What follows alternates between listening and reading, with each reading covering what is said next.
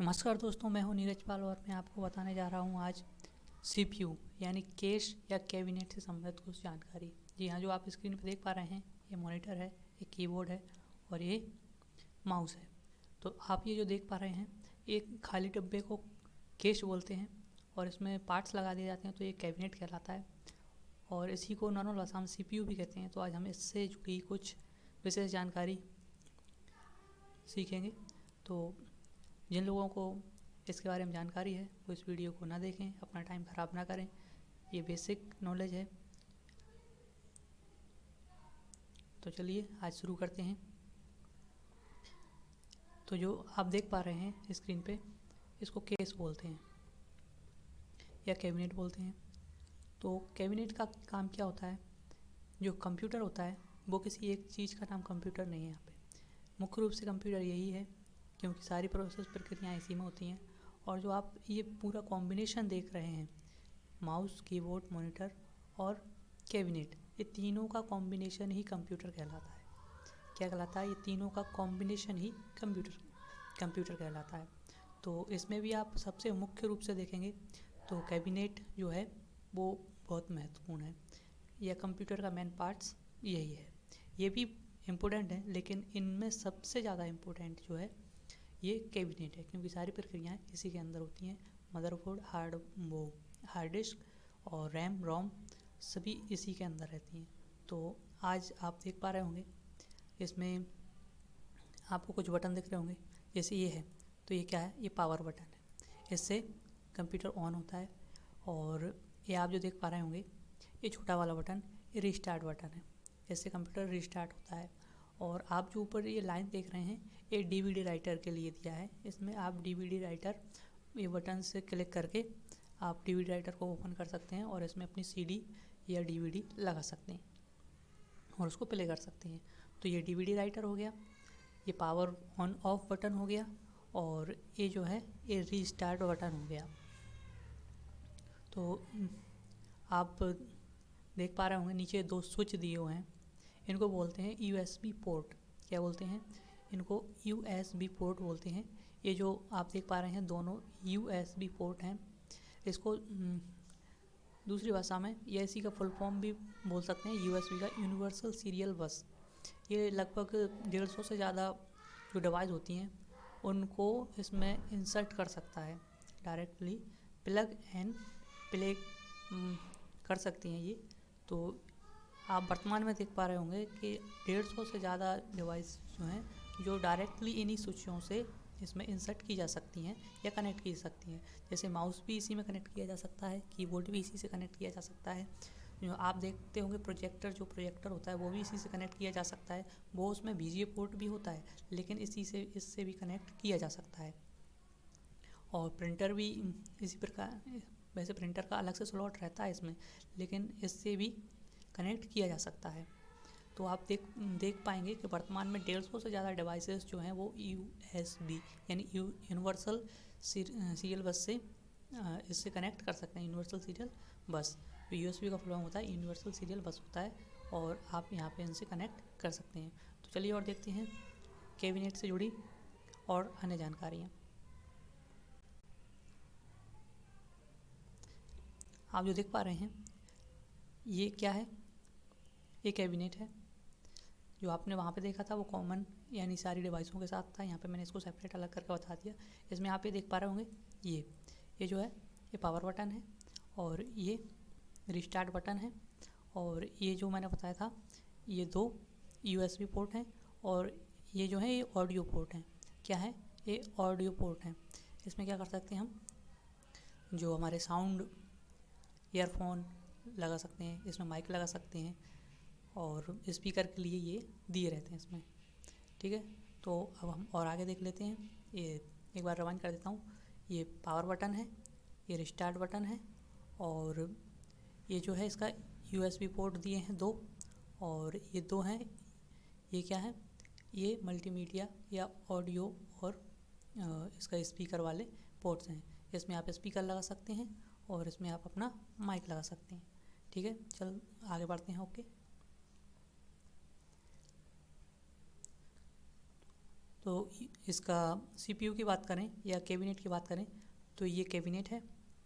तो इसी के अंदर कौन कौन सी डिवाइस होती हैं, मुख्य रूप से आप देख पा रहे होंगे ये पावर सप्लाई है। ये पावर सप्लाई जो मेन होती है, सबसे पहले हम इसी में अपना पावर सप्लाई देते हैं, उसके बाद में ये सभी को अपने आवश्यकता अनुसार अपनी पावर को सप्लाई कर देता है। इसको SMPS भी बोलते हैं, इसको switch mode power supply.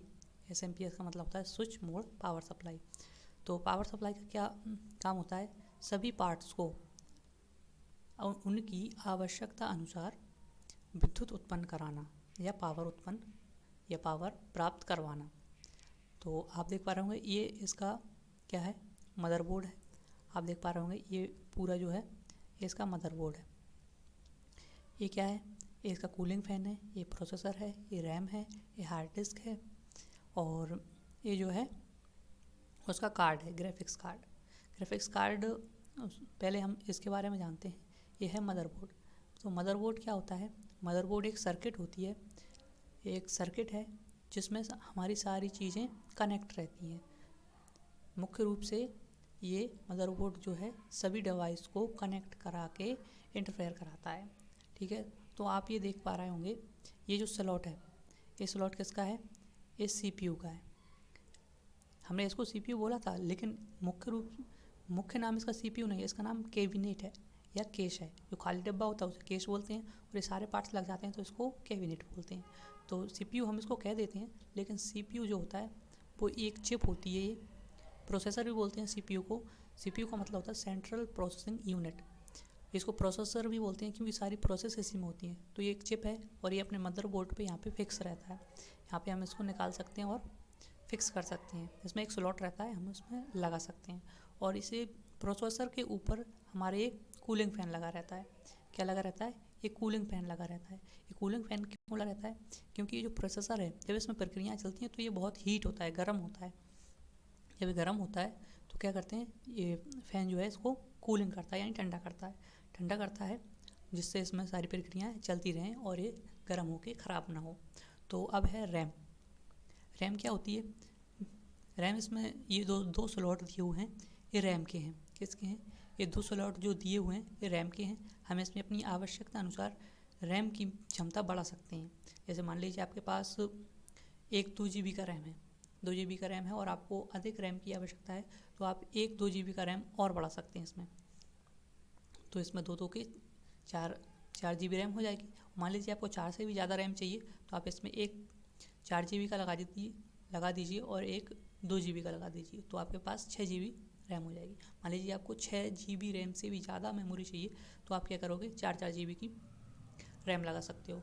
RAM और भी बड़ी आती हैं, लेकिन आप अपनी आवश्यकता अनुसार बढ़ा सकते हैं। और डिपेंड करता है कि आपका जो प्रोसेसर है और मदरबोर्ड है वो इसको सपोर्ट करता है या नहीं करता है, कितनी GB तक इसको सपोर्ट करता है। तो आप अपनी आवश्यकता अनुसार और CPU या मदरबोर्ड के सपोर्टेड अनुसार इसमें रैम बढ़ा सकते हैं। ये है हार्ड डिस्क। हार्ड डिस्क का क्या काम है, हार्ड डिस्क जो है वो मेमोरी है। तो ये भी मेमोरी है रैम, और ये क्या है, ये हार्ड डिस्क भी मेमोरी है। तो आप जो देख पा रहे होंगे रैम जो है वो किस प्रकार की मेमोरी है, इसमें आप अपने एप्लीकेशन सॉफ्टवेयर को इंस्टॉल करते हैं वो मेमोरी है। और जो हार्ड डिस्क है इसमें आप अपने डाटा को संग्रहण करते हैं, डाटा को सेव करके रखते हैं, वो मेमोरी है। ठीक है, तो आपको हार्ड डिस्क और रैम के बारे में अंतर पता चल गया होगा। तो ये भी इसी से कनेक्ट रहती है एक केबल के थ्रू, और ये जो पावर सप्लाई है इसको अलग से पावर देता है। पावर सप्लाई का काम सभी को पावर देना है।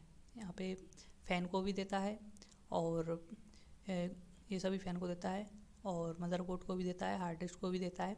सबको ये पावर सप्लाई अपनी आवश्यकता अनुसार देता है। यदि आप इसमें वो लगाते हैं जैसे DVD राइटर, तो उसके लिए भी ये पावर सप्लाई देता है। DVD राइटर मतलब जिसमें आप प्लेयर लगा सकते हैं, CD प्लेयर लगा सकते हैं और उसको प्ले कर सकते हैं।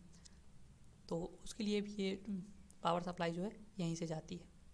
ठीक है, अब क्या रह गया अपना ग्राफिक कार्ड्स क्या होता है, तो ग्राफिक कार्ड्स इसमें बहुत सारे कंप्यूटर्स जो होते हैं, मदरबोर्ड होते हैं, उनमें लगा आता है, लेकिन कुछ में लगा नहीं आता है, तो आप इसको बाहर से भी लगा सकते हैं। क्या कर सकते हैं? ये लगा सकते हैं। और आप इसमें देख पा रहे होंगे ये जो आसपास इसमें वो लगे हुए हैं, क्या है? ये जो होते हैं ये सीपीयू को ठंडा करने के लिए एक वो रहता है स्ट्रक्चर, जिसके कारण क्या होता है उसका सरफेस बढ़ जाता है और वो कूलिंग करता रहता है। ठीक है दोस्तों, मुझे उम्मीद है कि आपको ये सब समझ में आ गया होगा। इसमें एक स्ट्रक्चर और रहता है, ये जो आप देख पा रहे होंगे, ये जो है ये सीमॉस बैटरी है। ये जो गोल गोल है ये सीमॉस बैटरी है। तो इस बैटरी का क्या काम होता है? ये बैटरी का काम होता है, जैसे मान लीजिए आप अभी काम कर रहे हैं कंप्यूटर पे और आप उसमें डेट देख पा रहे होंगे, तो आप अभी जो डेट है वो यहाँ पे देख पा रहे हैं, लेकिन जब मेरा कंप्यूटर बंद हो जाएगा, उसमें पावर नहीं जाएगी, तो उस टाइम पे क्या होगा, मेरे कंप्यूटर का टाइम चला जाएगा क्योंकि उसमें पावर ही नहीं है। तो ये जो सीमॉस बैटरी है, ये जो आप छोटा सा बिंदु देख पा रहे होंगे सफ़ेद कलर का, तो ये सीमॉस बैटरी एक सेल है। तो ये क्या करता है, हमारे विद्युत सप्लाई कट जाने पर भी इसमें विद्युत का संचरण करता रहता है, जिस कारण से हमारा डेट एंड टाइम सेव रहता है इसमें। तो आप कभी कभार देखते होंगे कि आपका डेट एंड टाइम गलत हो जाता है हर बार, तो आपके सीमॉस बैटरी में गड़बड़ है, आप उसको बदल सकते हैं। ठीक है दोस्तों, मुझे उम्मीद है आज आपको सीपीयू से संबंधित जो भी जानकारी मिली है वो आपके जीवन में बहुत महत्वपूर्ण होगी, उपयोगी होगी। तो मिलते हैं फिर किसी और वीडियो में, तब तक के लिए जय हिंद। और एक बात और बता दूं दोस्तों, यदि आपको कंप्यूटर से जुड़ी और कोई जानकारी चाहिए तो आप कमेंट करके मुझे बता सकते हैं, मैं उसके लिए एक सेपरेट वीडियो बना दूंगा। जय हिंद। ठीक है दोस्तों, मिलते हैं फिर किसी और वीडियो में, तब तक के लिए जय हिंद।